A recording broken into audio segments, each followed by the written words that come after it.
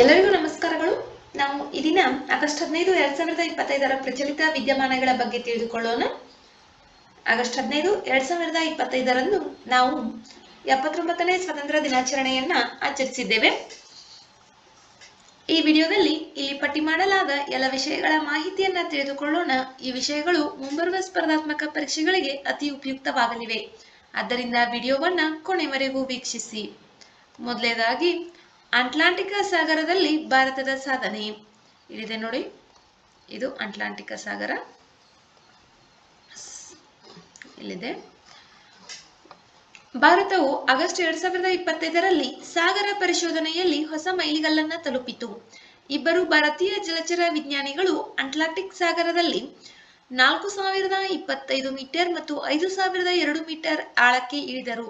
ಈ ಸಾಧನೆಯು ಭಾರತವನ್ನ ಅಂತಹ ತೀವ್ರ ಸಾಗರ ಆಳವನ್ನ ಅನ್ವೇಷಿಸುವ 6ಕ್ಕಿಂತ ಕಡಿಮೆ ರಾಷ್ಟ್ರಗಳಲ್ಲಿ ಇರಿಸಿದೆ. ಈ ದಂಡಯಾತ್ರೆಯು ಫ್ರೆಂಚ್ ಸಬ್ಮರ್ಸಿಬಲ್ ನಾಟಿಲ್ ಅನ್ನ ಬಳಸಿಕೊಂಡು ಇಂಡೋ ಫ್ರೆಂಚ್ ಸಹಯೋಗದ ಭಾಗವಾಗಿದೆ. ಇದು ಭಾರತದ ಮುಂಬರುವ ಸಮುದ್ರಯಾನ ಮಿಷನ್ಗೆ ವೇದಿಕೆಯನ್ನ ಸಿದ್ಧಪಡಿಸುತ್ತದೆ. 2027 ವೇಳೆಗೆ ಸ್ಥಳೀಯ ಸಬ್ಮರ್ಸಿಬಲ್ ಮತ್ಸ್ಯ 6000ವನ್ನ ಬಳಸಿಕೊಂಡು 6000 ಮೀಟರ್ಗಳನ್ನ ತಲುಪುವ ಗುರಿಯನ್ನ ಹೊಂದಿದೆ. ಈ ಡೈವ್ಗಳು 4000 ಮೀಟರ್ ಆಳಕ್ಕಿಂತ ಹೆಚ್ಚಿನ ಭಾರತದ ಮೊದಲ ಉದ್ಯಮಗಳನ್ನ ಗುರುತಿಸುತ್ತವೆ. ಇವು ಆಳಸಾಗರ ಸಂಶೋಧನೆಯಲ್ಲಿ ಭಾರತ ಬೆಳೆಯುತ್ತಿರುವ ವೈಜ್ಞಾನಿಕ ಮತ್ತು ತಾಂತ್ರಿಕ ಸಾಮರ್ಥ್ಯಗಳನ್ನ ಪ್ರದರ್ಶಿಸುತ್ತವೆ. ಈ ಯಶಸ್ಸು ಸಮುದ್ರ ಪರಿಶೋಧನೆಯಲ್ಲಿ ಭಾರತದ ಜಾಗತಿಕ ಸ್ಥಾನವನ್ನ ಹೆಚ್ಚಿಸುತ್ತದೆ ಮತ್ತು ಪ್ರಮುಖ ಆರ್ಥಿಕತೆಯಾಗುವ ಗುರಿಯನ್ನ ಬೆಂಬಲಿಸುತ್ತದೆ. ಇಂಡೋ ಫ್ರೆಂಚ್ ಸಹಯೋಗ. ಈ ದಂಡಯಾತ್ರೆಯನ್ನ ಫ್ರೆಂಚ್ ಸಾಗರ ಸಂಶೋಧನಾ ಸಂಸ್ಥೆಯಾದ IFREMER ನೊಂದಿಗೆ ನಡೆಸಲಾಯಿತು. ಭಾರತೀಯ ಜಲಚರ ವಿಜ್ಞಾನಿಗಳು ಪೋರ್ಚುಗಲ್ ಬಳಿ ಎಲ್ ಅಟ್ಲಾಂಟೆ ಸಂಶೋಧನಾ ಹಡಗಿನಿಂದ ನಾಟಿಲ್ ಸಬ್ಮರ್ಸಿಬಲ್ ಅನ್ನ ಹತ್ತಿದರು. ಈ ಸಹಯೋಗವು ಆಳ ಸಮುದ್ರ ಕಾರ್ಯಾಚರಣೆಗಳಲ್ಲಿ ಅಮೂಲ್ಯವಾದ ಅನುಭವವನ್ನ ನೀಡಿತು. ಇದು ಭಾರತೀಯ ವಿಜ್ಞಾನಿಗಳಿಗೆ ಪೈಲಟಿಂಗ್, ಮಾದರಿ ಸಂಗ್ರಹಣೆ, ಸಬ್ಮರ್ಸಿಬಲ್ ವ್ಯವಸ್ಥೆಗಳನ್ನ ನಿರ್ವಹಿಸುವಲ್ಲಿ ಪರಿಣಿತಿಯನ್ನ ಪಡೆಯಲು ಸಹಾಯ ಮಾಡಿತು. ಇಂತಹ ಪಾಲುದಾರಿಕೆಗಳು ಜ್ಞಾನ ವರ್ಗಾವಣೆಯನ್ನ ಹೆಚ್ಚಿಸುತ್ತವೆ ಮತ್ತು ಅಂತಾರಾಷ್ಟ್ರೀಯ ವೈಜ್ಞಾನಿಕ ಸಹಕಾರವನ್ನ ಪ್ರೋತ್ಸಾಹಿಸುತ್ತವೆ. ನೆಕ್ಸ್ಟ್, ಮತ್ಸ್ಯ 6000.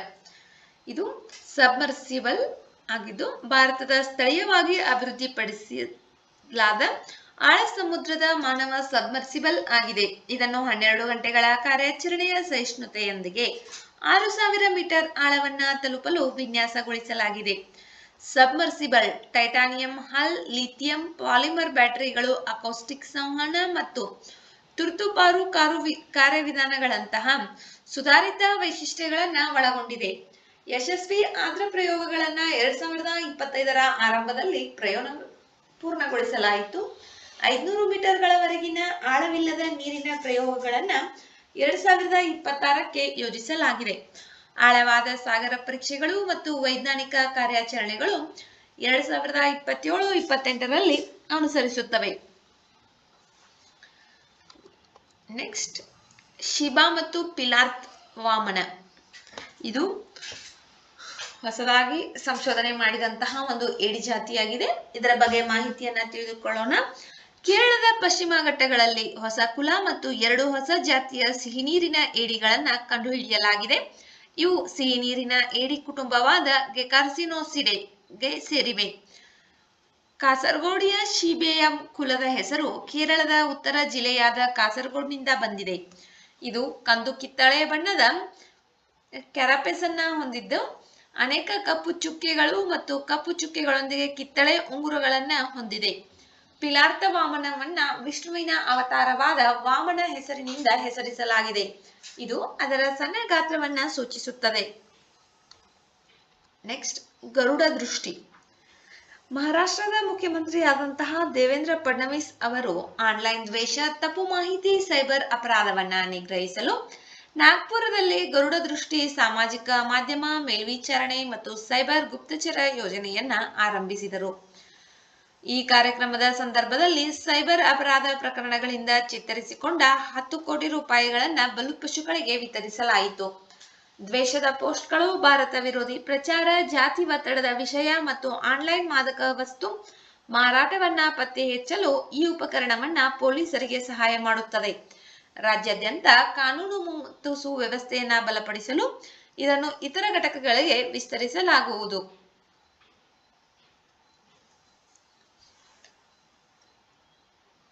ನೆಕ್ಸ್ಟ್, ಡ್ರೋನ್ ಆಧಾರಿತ ಕೃತಕ ಮಳೆ.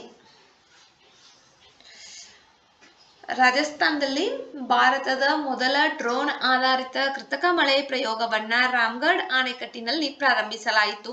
ಇದು ಮೋಡ ಬಿತ್ತನೆಗಾಗಿ ವಿಮಾನ ಸಹಾಯದಿಂದ ಮಾನವರಹಿತ ವೈಮಾನಿಕ ವಾಹನಗಳಿಗೆ ಬದಲಾವಣೆ ಮಾಡಲಾಗಿದೆ. ಈ ಯೋಜನೆಯು 60 ಡ್ರೋನ್ಗಳನ್ನ ಬಳಸುತ್ತದೆ ಮತ್ತು ಇದು ರಾಜ್ಯ ಕೃಷಿ ಮತ್ತು ಜೆನೆಕ್ಸ್ ಎಐ ಯುಎಸ್ ಮತ್ತು ಬೆಂಗಳೂರು ಮೂಲದ ಕಂಪನಿಯ ನಡುವಿನ ಜಂಟಿ ಪ್ರಯತ್ನವಾಗಿದೆ. 20 ವರ್ಷಗಳಿಂದ ಒಣಗಿರುವ 129 ವರ್ಷಗಳಷ್ಟು ಹಳೆಯದಾದ ಅಣೆಕಟ್ಟನ್ನು ಪುನರುಜ್ಜೀವನಗೊಳಿಸುವ ಗುರಿಯನ್ನ ಇದು ಹೊಂದಿದೆ. ಈ ಯೋಜನೆಯು ಡ್ರೋನ್ ಬಳಕೆಗಾಗಿ ನಾಗರಿಕ ವಿಮಾನಯಾನ ನಿರ್ದೇಶನಾಲಯದ ಅನುಮೋದನೆಯೊಂದಿಗೆ ಬಹು ಇಲಾಖೆಯ ಸಮನ್ವಯವನ್ನು ಒಳಗೊಂಡಿದೆ. ಮೋಡ ಬಿತ್ತನೆಯು ಮಳೆಯನ್ನು ಹೆಚ್ಚಿಸಲು ಬೆಳ್ಳಿ ಅಯೋಡೈಡ್ನಂತಹ ಕಣಗಳನ್ನ ಬಳಸುತ್ತದೆ. ಡ್ರೋನ್ ಆಧಾರಿತ ಮೊದಲ ಕೃತಕ ಮಳೆ ಪ್ರಯೋಗವನ್ನ ಭಾರತದಲ್ಲಿ ರಾಜಸ್ಥಾನದಲ್ಲಿ ಮಾಡಲಾಯಿತು. ಸುಮಾರು 129 ವರ್ಷಗಳಷ್ಟು ಹಳೆಯದಾದ ಅಣೆಕಟ್ಟು 20 ವರ್ಷಗಳಿಂದ ಬರಿದಾಗಿದೆ. ಅದನ್ನ ಪೂರ್ಣಗೊಳಿಸುವ ಯೋಜನೆ ಈ ಡ್ರೋನ್ ಆಧಾರಿತ ಕೃತಕ ಮಳೆಯನ್ನ ಬಳಸಿಕೊಂಡು ಮಾಡಲಾಗುವುದು. Next, operation alert.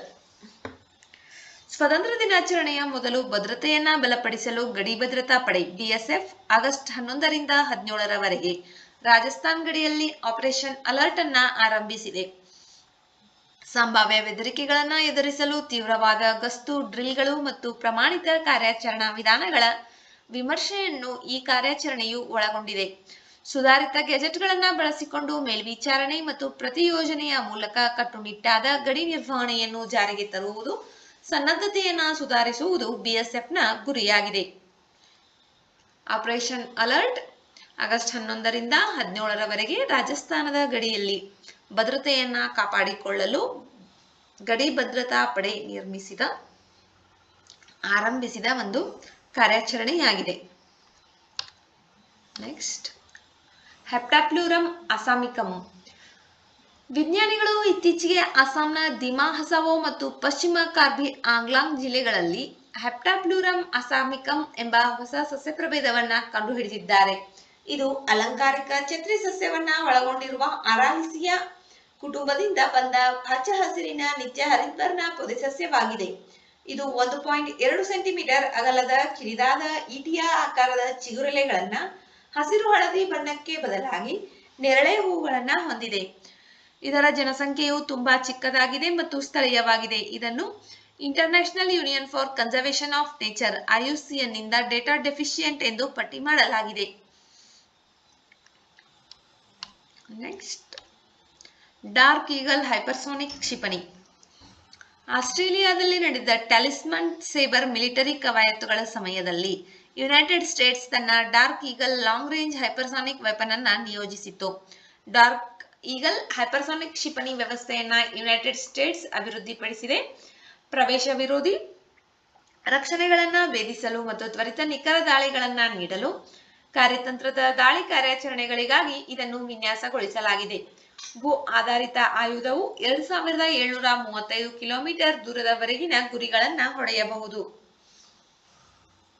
Next, notary portal. ಕಾನೂನು ಮತ್ತು ನ್ಯಾಯ ಸಚಿವಾಲಯವು ನೋಟರಿ ಕಾಯ್ದೆ 1952 ಮತ್ತು ನೋಟರಿ ನಿಯಮಗಳು 1956ರ ಅಡಿಯಲ್ಲಿ ಆನ್ಲೈನ್ ಸೇವೆಗಳನ್ನ ಒದಗಿಸಲು ನೋಟರಿ ಪೋರ್ಟಲ್ ಅನ್ನ ಆರಂಭಿಸಿತು. ಇದು ಕೇಂದ್ರ ಸರ್ಕಾರದಿಂದ ನೇಮಕಗೊಂಡ ನೋಟರಿಗಳನ್ನ ವಿವಿಧ ಸೇವೆಗಳಿಗಾಗಿ ಭಾರತ ಸರ್ಕಾರದೊಂದಿಗೆ ಸಂಪರ್ಕಿಸುತ್ತದೆ. ಈ ಪೋರ್ಟಲ್ ಮುಖರಹಿತ, ಕಾಗದರಹಿತ, ಪಾರದರ್ಶಕ, ಪರಿಣಾಮಕಾರಿ ವ್ಯವಸ್ಥೆಯನ್ನ ಖಚಿತಪಡಿಸುತ್ತದೆ. ಪ್ರಸ್ತುತ ಅರ್ಹತಾ ಪರಿಶೀಲನೆ ಮತ್ತು ಹೊಸ ನೋಟರಿಗಳಿಗೆ ಡಿಜಿಟಲ್ ಸಹಿ ಮಾಡಿದ ಅಭ್ಯಾಸ ಪ್ರಮಾಣ ಪತ್ರಗಳ ವಿತರಣೆಗಾಗಿ ಮಾಡ್ಯೂಲ್ಗಳು ಕಾರ್ಯನಿರ್ವಹಿಸುತ್ತಿವೆ. ಈ ಮಾಹಿತಿಯನ್ನ ಇತ್ತೀಚೆಗೆ ಕಾನೂನು ಮತ್ತು ನ್ಯಾಯ ಸಚಿವರಾದ ಅರ್ಜುನ್ ರಾಮ್ ಮೇಘವಾಲ್ ಅವರು ರಾಜ್ಯಸಭೆಯಲ್ಲಿ ಹಂಚಿಕೊಂಡಿದ್ದಾರೆ. ಆದ್ದರಿಂದ ಇದು ಸುದ್ದಿಯಲ್ಲಿದೆ.